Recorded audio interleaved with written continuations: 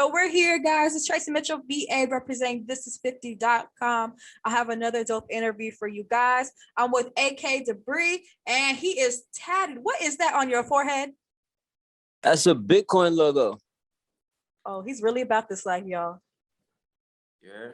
It's real. It's really happening. So what, you're a very interesting artist. You come with so many different things to you. You're somebody that, speaks about cryptocurrency in your music. You also take it a little bit step forward and you talk about scamming too, which is kind of interesting. I don't know how you're able to do that, but that's very bold of you. But talking about the Bitcoin tattoo, when did you get this and what was the meaning behind it? Yo, that was recent. Bitcoin. See, I'm not, I talk about scamming and shit, but I ain't done no scamming in years, you feel me? That's just a topic that I choose to get into. But the Bitcoin changed my life, you feel me? Like, I've been into Bitcoin since it was 3,000, 4,000, you know what I mean? When it was like $3,000, $4,000. See, I don't know much about it. I've done 2 interviews just these past couple of months, talk about cryptocurrency, talk about Bitcoin, talk about the blockchain. I still don't get it, but I know people out here getting some money. Yeah. Well, it's easy, it's nothing hard to it. Like, it started out for me, obviously you could, loading up, like, the whole swipe culture, scam culture, whatever. But then it got into, I got into investing in it. I love it. You put in some money, you watch it grow, watch it go down. But, that's what's fun about it. But so it changed you're my life. basically like a cryptocurrency rock star right now. That's the vibes you're giving me.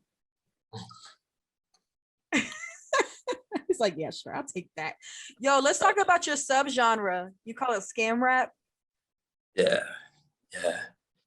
Well, I don't call it scam rap. I don't like, to be honest, I don't like the term scam rap too much. I'm trying to change that nowadays. I'm trying to get into hacker music, because obviously the word scam, ain't nobody scamming nobody, but you feel me? Like, yeah, like that's a subgenre, it's the topic is cybercrime.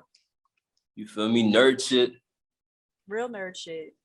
You know what I mean? I love to see, we all love some nerd shit. By the way, so we don't hop into the whole scamming, like, I just got one question for you. So you have done scamming in the past, right? Allegedly, Can you please tell the people why they don't touch student loans? Why they don't touch what? Student loans. That's what y'all really need to be scamming out here. What do you mean, like get forgiveness and shit? Yes.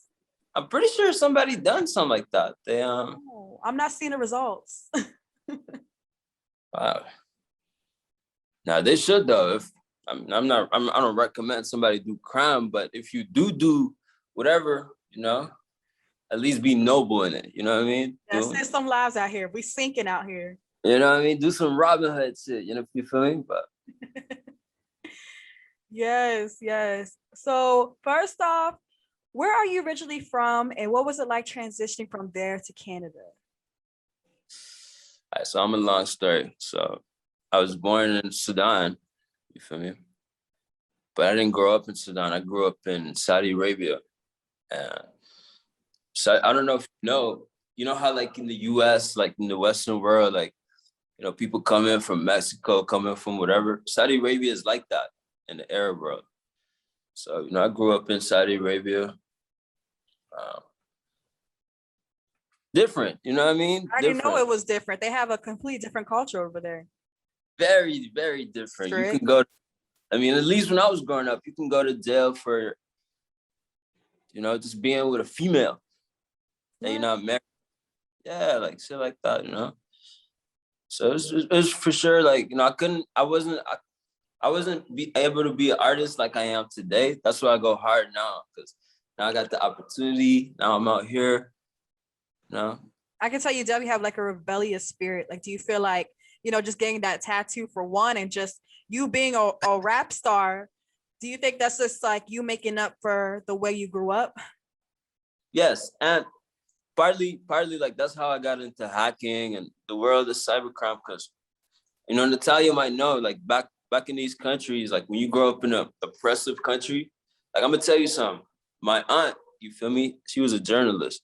she got killed for writing about the government.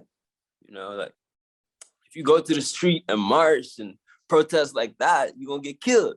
So, you know, in the cyber world, you know, that's how people protest. Like anonymous, you know, you see anonymous, I got it as my picture. It's deeper than just a picture, because like, you know, I don't know if you remember during the Arab Spring when they shut the internet down, anonymous did the dial-up. You remember, Natalia? Oh, I remember. Yeah, like, so yeah, it's deeper. Like that's how it became. It started off as a protest sort of thing, as a, you know, fight back like that, you know? A lot of people don't know like how much goes into even being able to cyber anything. So, I mean, I could definitely tell you're intelligent besides having the music skills. So when you were doing like all them nerdy activities, how did you get behind the mic and get in the studio and start making some hits? What do you mean? Like when I get started? Yeah. I was a fan, you know, I was a fan of Soulja Boy.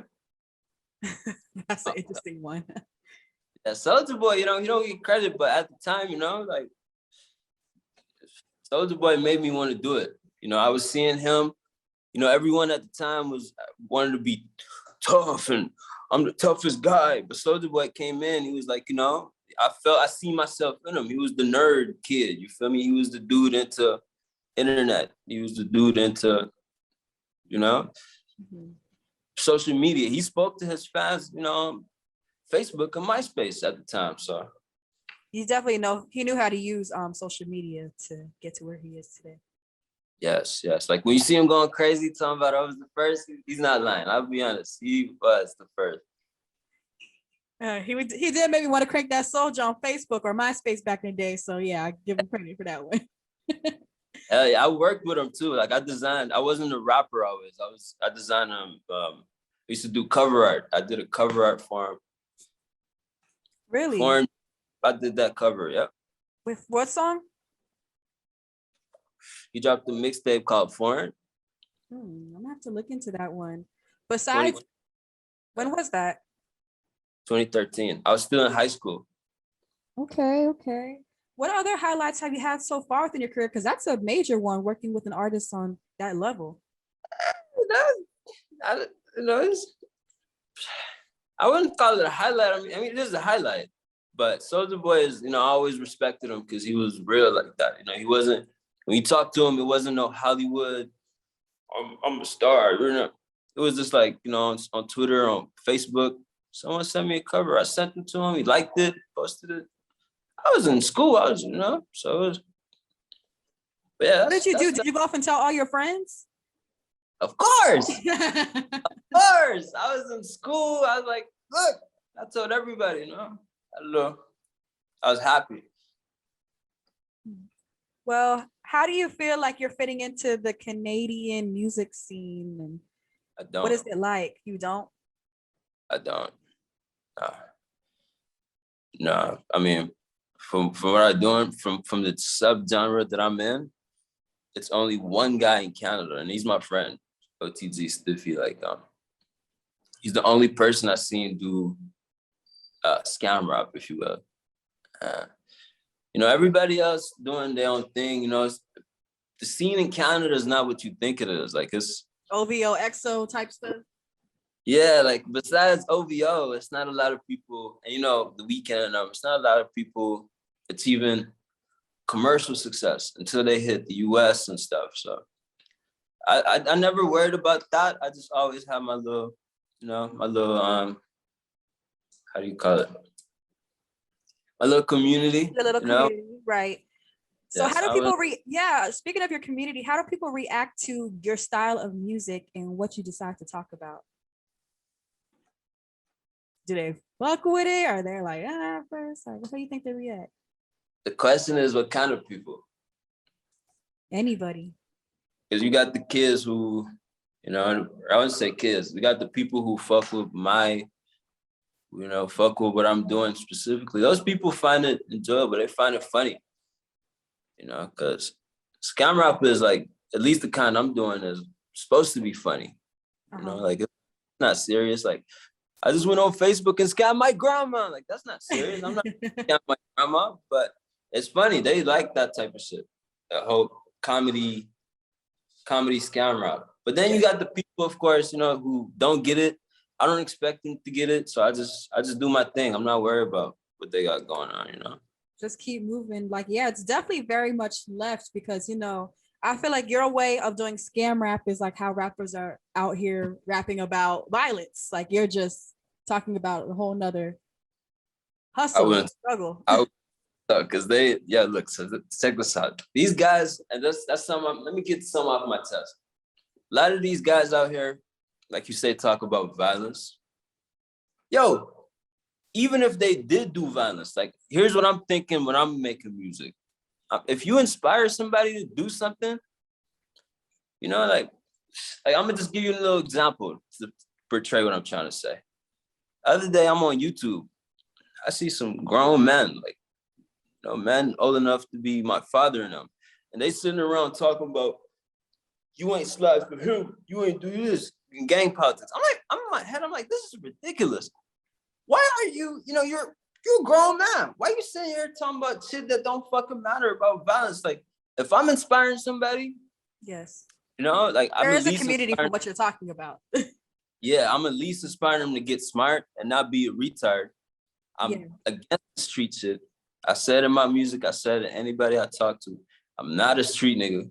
You know what I mean? Like, and there's nothing wrong with not being a street nigga. It's all about getting money. Because half of these niggas talking about violence, like, you know, I'm not here to disrespect nobody, but they can't rub 2 cents together. They worried about the wrong shit. I'm here to let kids know, worry about the right shit, get smart, be creative, and laugh. Life is not meant to be uptight. Yeah, like, laugh, bro. That's like my granny, huh? Life is, you know, it's supposed to be like that. We need more of this energy, and I'm definitely enjoying it too. And there's definitely a community for the music that you talk about. I mean, Money Man, like, he's not on that level, but, you know, he talks about music, you know, coming up through the cryptocurrency and whatnot. Do you listen to him as well?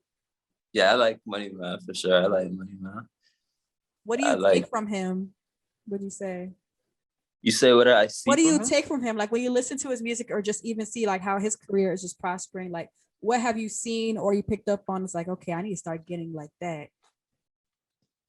Well, I'd say the singing scam rap, because that he was one of the first. I think he is the first. Might be the only right now, well, a mainstream level. No, definitely not the only. But I mean, yeah, like the first on a singing type joint. That's what I took from him. You know, I started, but he's definitely not the only one. Like, the kind I'm doing draws a lot of inspiration. You know, TJX6, Castro Quan. Nope. You need to do homework. Let me go ahead and get hip. You need to do homework. But yeah, you know, I worked a lot with 10K Kev. That's my brother, like, very talented. He's the reason I'm back rapping. What was the reason for the hiatus? What do you mean hiatus? You said back rapping. What were you doing? Oh, so yeah, it was a while. Like, I just kind of gave up on it. Man. Kev was like, you know, he was like, yo, you're good, bro. Come back rapping. Like, he motivated me. He made me come back doing it. So I'm always, you know. What is some advice for those that, you know, going through the same thing and they want to leave music and they need some type of motivation? What would you share with people that are watching? Man, listen. There's going to be haters. It's going to be haters. Trust me, there's going to be haters. But you just got to, you know you like it, do it. Fuck a hater. You feel me? Fuck a hater. Mm-hmm. You know what I mean? If somebody hating on you, let them hate. Just keep doing what you're doing. Because most likely they're mad that you're doing something that they don't have the balls to do. That's 9 times out of 10. Yeah. It's really just fans, you know, they just don't know how to express the admiration. Might come out as hate. But fuck the hater. You should be worried about your money. You should be worried about the pockets. Fuck the streets. You know, I don't want to hear nobody talk about the streets. Like, especially if you're a grown man, you feel me? Fuck the streets. Worry about some money. Get some money. Get your pockets right. you know, chase your dreams. Love to see it. And lastly, you know, you have a song out that's called Coinbase that you released this year. Talk about that and anything else you want to promote and leave us with. Yeah, man. Coinbase, my boy Kev, 10K Kev, check it out. I got a whole bunch of shit coming. I got some crazy, you know Omar Cunningham? No, I'm so stop naming names I don't know. You're making me look bad. He's not a rapper, he's a soul singer. Okay. And I got him to do, you know, I got projects coming with him. I got him to sing about scamming. So Oh, lit. and I got a whole bunch of shit coming. I got a music video coming. All my anonymous people, I got anonymous coming. Stay tuned. I gotta ask this one last question too for the viewers, even from myself. So, what is your best advice you can give for somebody that wants to flip 10K? Flip 10K. Yes, like a lot of people like investing in cryptocurrency. Is that something you recommend? How would I go about doing it? All right, listen to me. You listening? I'm listening. I'm gonna save you a lot of headaches in your life. There is no such thing as a motherfucking, like if somebody tell you I'm gonna flip you 10K, you're gonna make 40K, 100K within 6, bullshit. There is no such thing as a shortcut. Once you accept that, you're gonna have a smooth sailing in your life. Now, you gotta be patient. My advice, of course, go with Bitcoin because there's scarcity. You know, like you know, with the pandemic, the government been printing money like crazy. Like, especially you Americans, you know what I mean? Like 80% of the money in circulation was printed last year. So how do you save yourself against that? You got 10K, go buy Bitcoin and just keep your money there. It's scarcity, you know? The more you have of something, the value goes what? Goes down. And the less you have of something, that's Bitcoin, that's US dollars. So it's logic. It's nothing hard in it. Don't go for these gurus. Nobody can flip your 10K, make it 100K overnight. No such thing.